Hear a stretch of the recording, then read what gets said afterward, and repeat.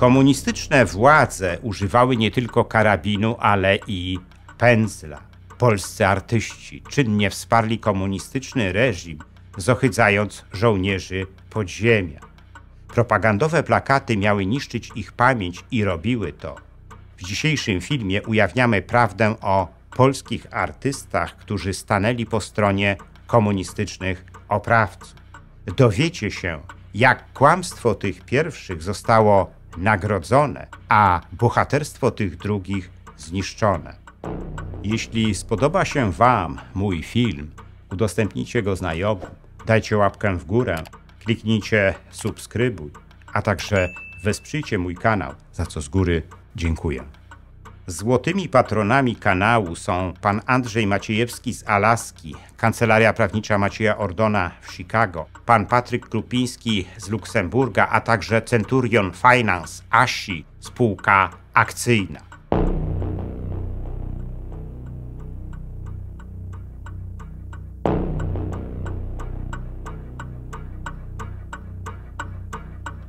Był koniec kwietnia 1945 roku.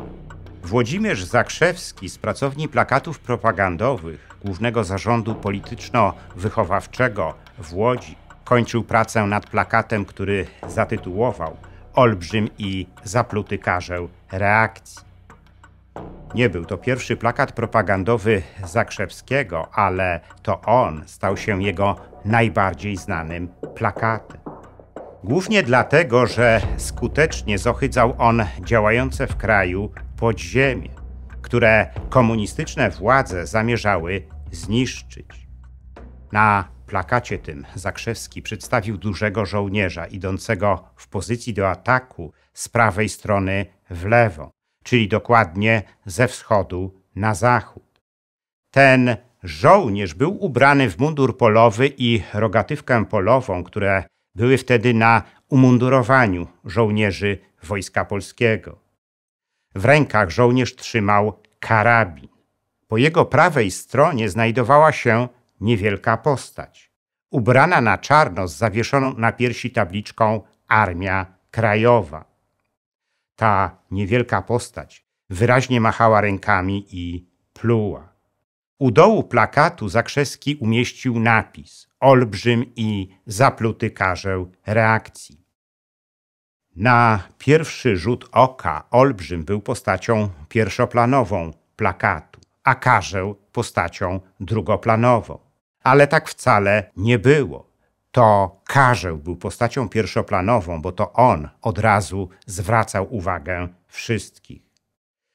Zakrzewskiemu nie chodziło wcale o zmotywowanie odbiorcy do walki z Niemcami, ale o zdeprecjonowanie żołnierzy Armii Krajowej, którzy wiosną 1945 roku powrócili do działalności w podziemiu.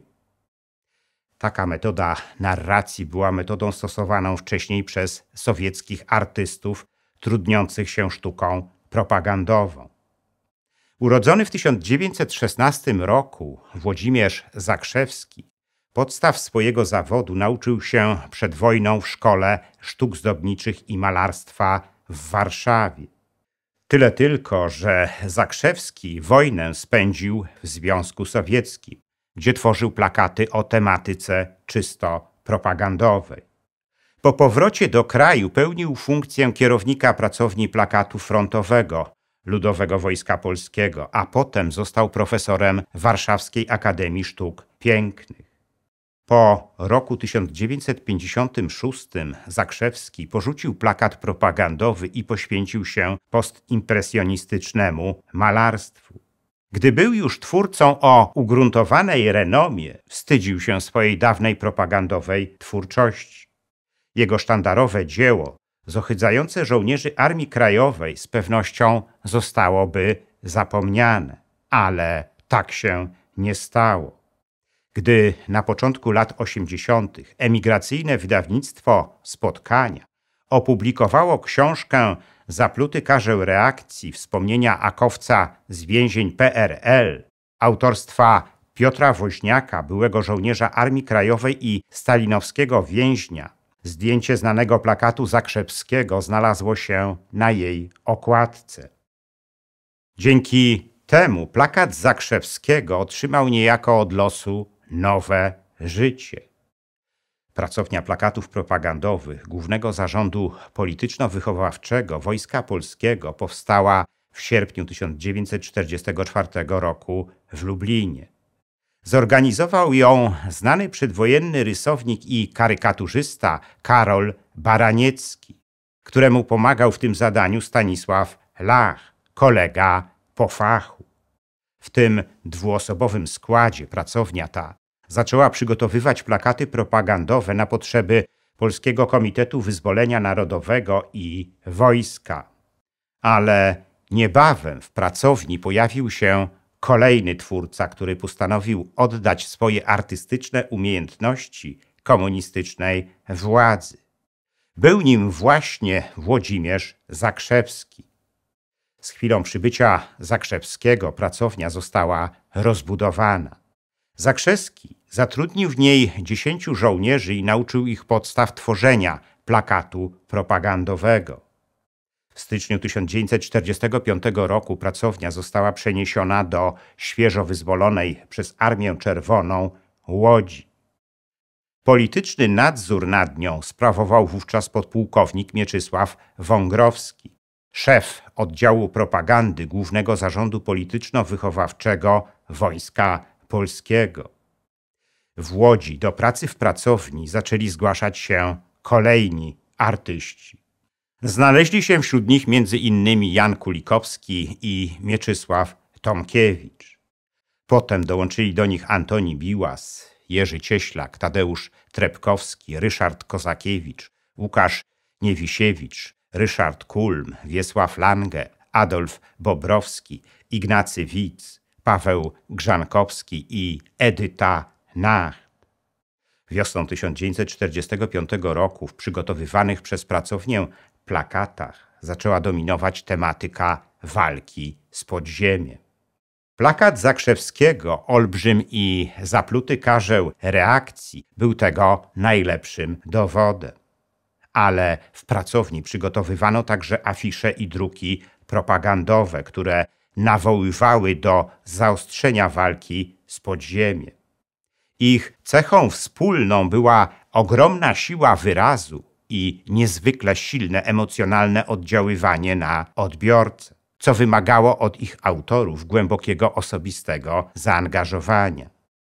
Gdy wiosną 1947 roku podziemie przestało już istnieć w formie zorganizowanej, walka z nim przestała być naczelnym tematem sztuki propagandowej.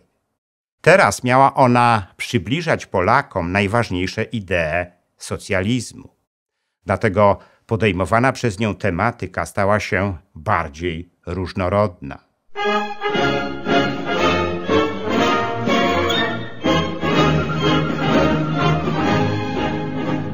Zaczęła więc ona pokazywać pracę fizyczną, sceny z czasów bolszewickiej rewolucji, realizację wielkich przedsięwzięć budowlanych oraz twarze komunistycznych przywódców i przodowników pracy socjalistycznej. Wszystkie treści stały się też bardziej optymistyczne i dydaktyczne, po to, aby skuteczniej przybliżać Polakom ideę socjalizmu.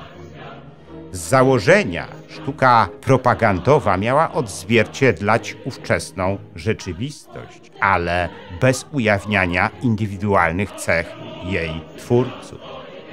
Dzięki temu miała ona stać się ponadczasową, pokazywać rzekomo szczęśliwych ludzi, a świat wokół nich jako socjalistyczny raj bez wojen i konfliktu. Bez znaczenia było to, że w tym samym czasie w aresztach i więzieniach UB ginęły tysiące polskich patriotów, a całe społeczeństwo żyło w strachu przed ubeckimi represjami. Obfitość dzieł sztuki propagandowej była wtedy ogromna. Niektóre z nich zyskały nawet renomę kultowych dzieł polskiego socrealizmu. Tak było między innymi w przypadku słynnego obrazu Aleksandra Kobzdeja „Podaj cegłę”, który został nagrodzony w 1950 roku na ogólnopolskiej wystawie plastyki w Muzeum Narodowym w Warszawie.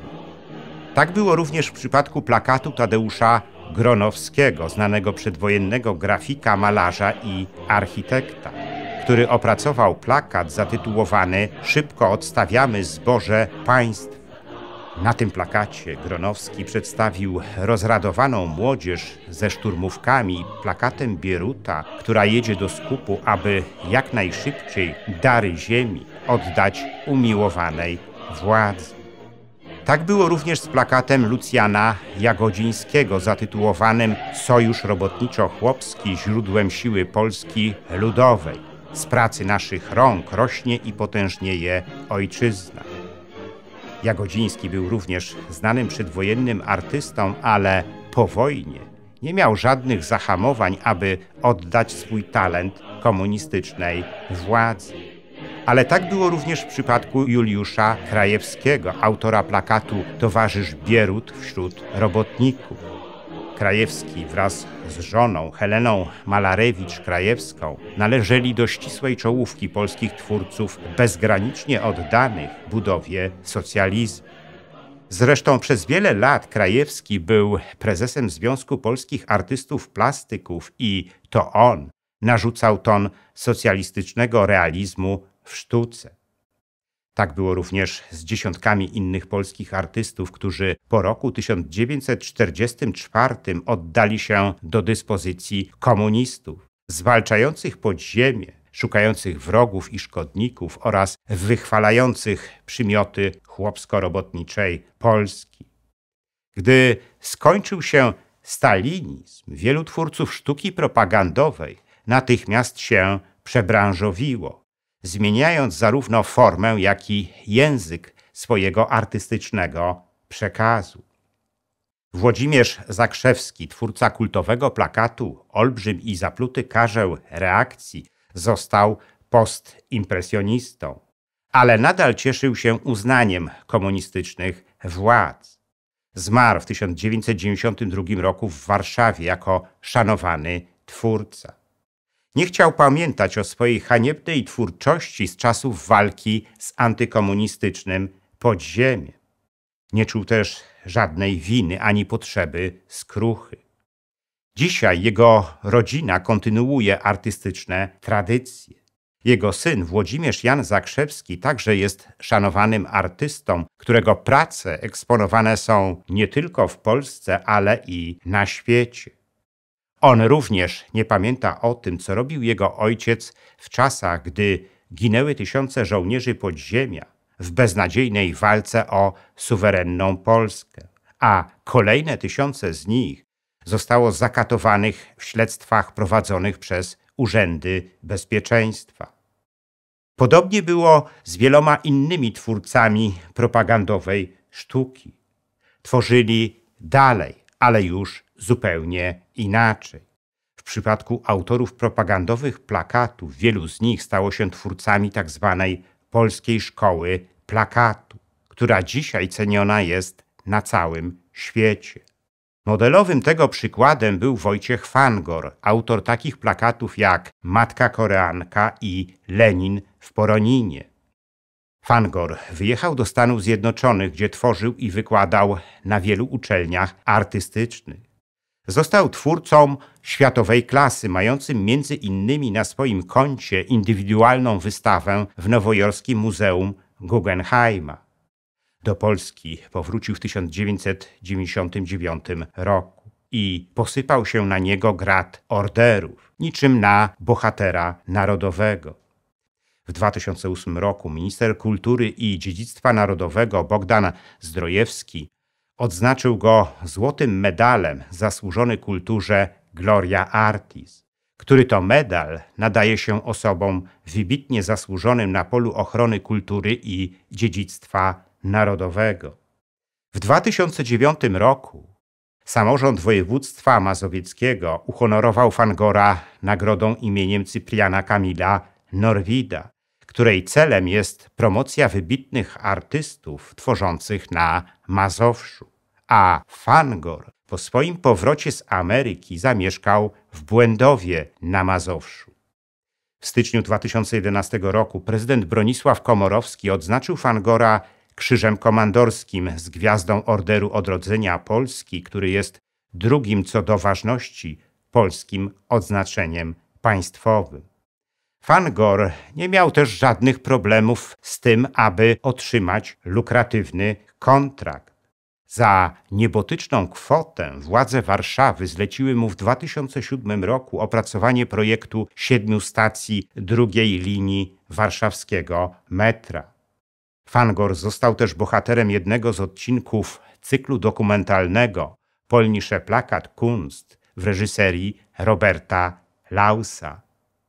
Szkoda tylko, że reżyser tego cyklu dokumentalnego nawet nie zapytał Fangora o jego propagandowe dokonania z czasów walki z antykomunistycznym podziemiem. Fangor zmarł 25 października 2015 roku i został pochowany na cmentarzu wojskowym na warszawskich Powązkach. Zaangażowanie polskich artystów w walkę z żołnierzami antykomunistycznego podziemia to jeden z wątków mojej najnowszej książki zatytułowanej Ostatnie polskie powstanie 1944-1963, ale są w niej inne, równie ciekawe i nieznane wątki dotyczące zwalczania w Polsce antykomunistycznego podziemia.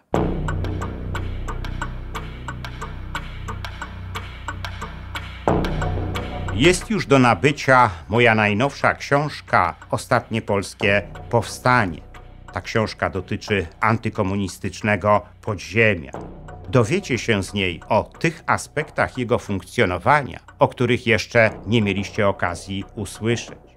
Jednym z nich jest rola sowieckiego NKWD w ostatecznym rozbiciu tego podziemia.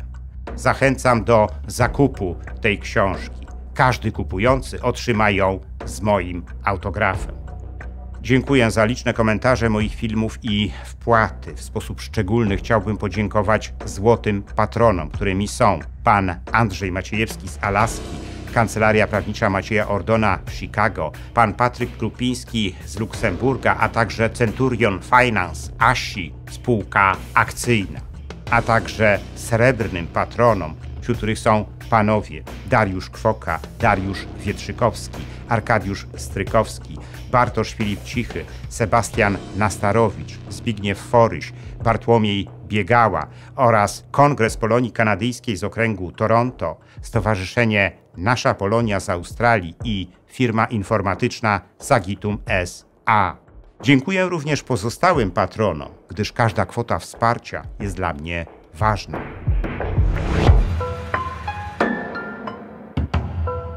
Zachęcam wszystkich do wspierania mojego kanału, co pozwoli na jego dalszy rozwój. Teraz można to zrobić nie tylko przez Patronite. Szczególnie dla patronów zagranicznych przydatne są możliwości bezpośredniego wsparcia na YouTubie w formie jednorazowej wpłaty klikając podziękuj, a także cyklicznych wpłat klikając wesprzyj na dole ekranu. Wpłat można też dokonywać przez PayPal oraz bezpośrednio na moje konto bankowe, którego numer widzicie teraz na ekranie. Więcej informacji na temat wspierania kanału na różne sposoby znajdziecie w opisie pod filmem.